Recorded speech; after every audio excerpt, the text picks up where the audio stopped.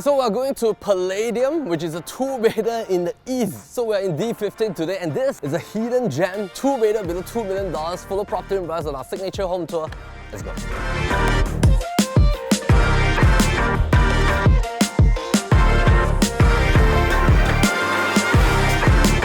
Welcome to the only unit for sale right here in Palladium. We're in D15. This project literally just got a full upgrade. The upgrade is that this is a high-rise freehold project that is right beside the new MRT station, Thomson East Coast Line, Marine Parade. This line has just been upgraded plus opened in June 2024. If you notice the view over here, you get some pocket sea view from here. The reason is because if you are into D15, there's three primary zoning for residential. First zoning, all the seafront facing properties. Côte d'Azur, Silver Sea. Right across me, that's the sea view, One Amber, Diesta as well. And in between Joo Chiat and Katong, this is the only enclave right here that you get high rise, you get freehold, and yet you get some pocket sea view. This is asking for 1.98 million. I'm selling a 2-bed, 2-bath apartment, which almost takes off all the check boxes for a layout plan, because you also have a store in terms of a home shelter right here, and in terms of a great living dining space plus an enclosed kitchen. This project TOP in 2002, only for the 3 apartments right here. 3 stacks, 2 of the stacks are 3-bedders. I'm standing in the center stack, which is a 2-bedder stack, and there are only 13 units here. At this point in time, there are no other units for sale. In fact, if you look at the overall inventory for a lot of high-rise freehold properties within the entire enclave right here in the Eastern Belt, especially in the Marine Parade Central region, there are actually a drop in terms of inventories. You don't really get a lot of choices nowadays, and especially I'm standing in a pretty high floor unit. The highest level is on 15. It's a perfect choice in terms of the stack direction because you don't have anybody peering into your windows.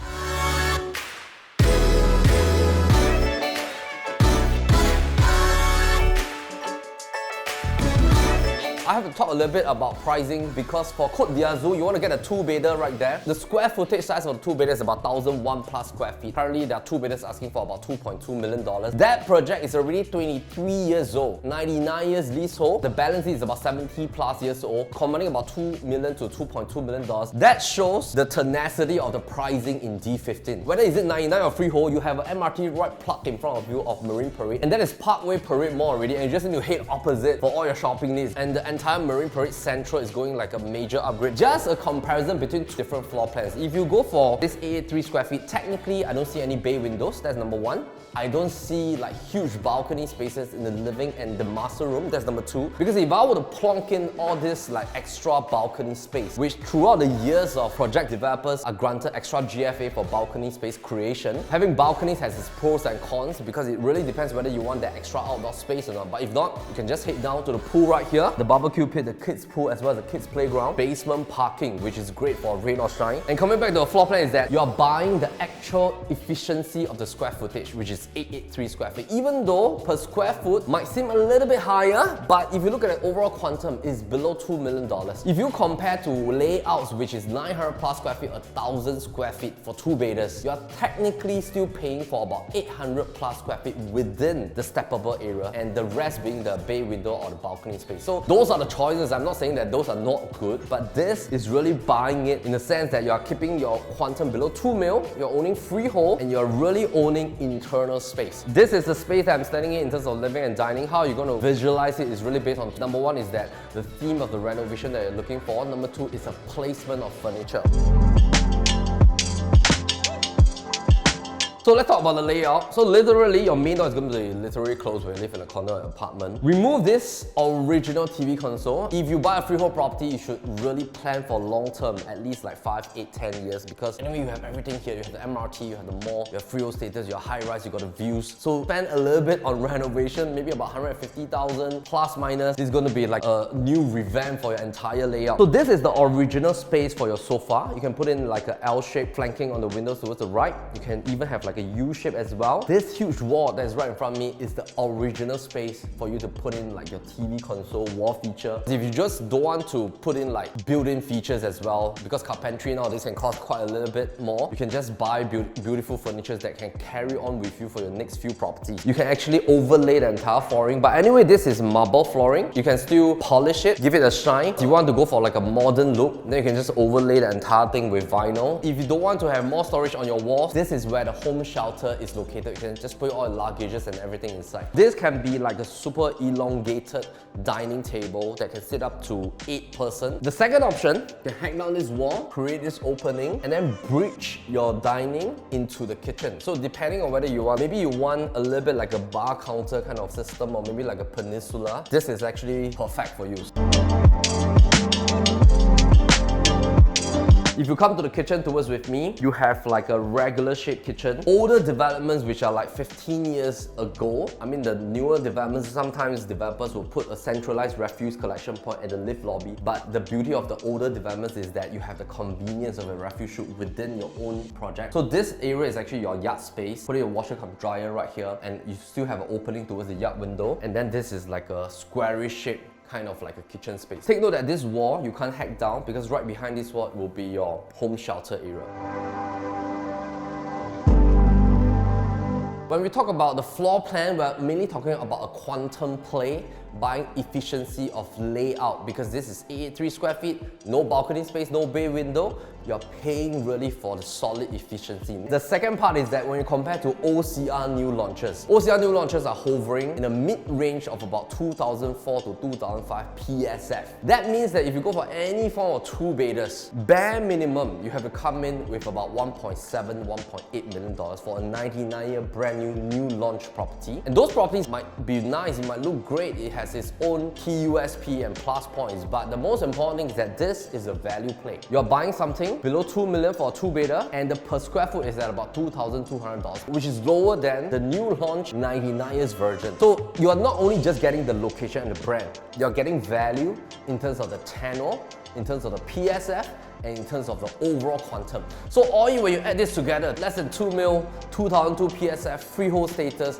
and you have almost a perfect layout without wasted space. I think this is actually quite great for value play. I'm gonna move into the bedrooms here.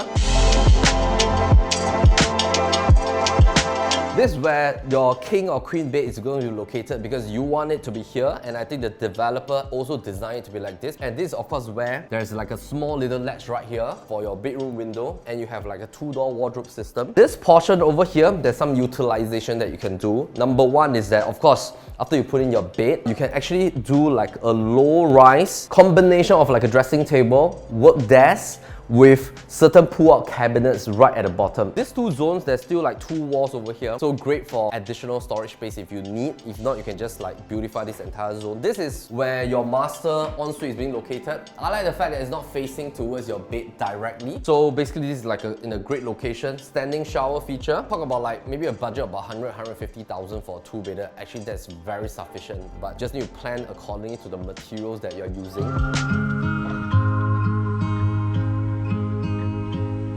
Similarly, surprisingly, for your common room, it's also quite a fairly good size. In fact, it's just a tad smaller than your master room. You also have that sunken-in wardrobe system. This is like a full-flank window version all the way to the top. Then you also have another view towards Katong. If you look at some of the boutique projects over there, so the boutique projects mostly freehold within Katong and Joo Chiat in the east, but they are maxed at 5 levels. So why is it important to understand the segregation? Because firstly, in the east, most of the direct seafront facing projects, they are mostly 99 years. If you want freehold, you have to go all the way down towards Mayer and Amber, but of course, some of the projects right there, in terms of PSF, they are at a new level already at about $2,800 per square foot. You can go downwards towards Bayshore area, but they are primarily 99 as well. You'll bypass Mandarin Gardens, you'll bypass Laguna, or the old ECs in the past. Second zone, I think, is the best place for value play, with high-rise lovers as well as freehold lovers. Third zoning, boutique projects. Sometimes families that love boutique projects because they are okay with maybe level 2, 3 and 4. Because technically, if you look at a boutique project, the configuration is that if you don't want ground floor, you will not get level 1. You don't want penthouse, you won't get level 5. You're only left with level 2, 3 and 4. So it really depends on your choice and preference, because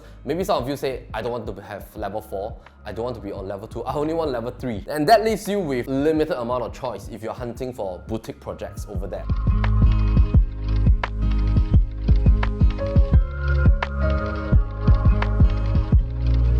So it's not just great for living, it's also great for future planning because we have Tao Nan Primary School, CHIJ Katong, Tanjong Katong Primary School, Head Girls as well. You can take your time to choose for Phase 2C, or depending on what volunteer work you want to do. There's longevity. So you buy it coming from a HDB apartment, upgrading with your kids already. That's the first choice. Number 2, you're a single professional. You keep your quantum within 2 million, you own a freehold, you stabilize your position in terms of the investment property. Number 3 is that if you want to rent out this anytime, because the MRT station is right here, almost no objections from tenants if they really want a great space with a great pool and they want location. Number 4 is that if you're a young couple, this is a great start to your property journey as well, because use this for one name, keep the other spare name for your next investment properties. Whether you're in which phase or season of your investment cycle for your property plan, this suits a lot of your check boxes. If you want to have a look at this place, give a call to Nicole. The numbers are right here below to connect with her for an appointment to view the place. Follow us on our property channels on PropertyLimBrothers main YouTube channel, NOTG,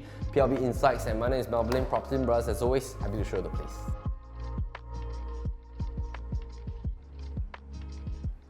Brain freeze, okay. Yes.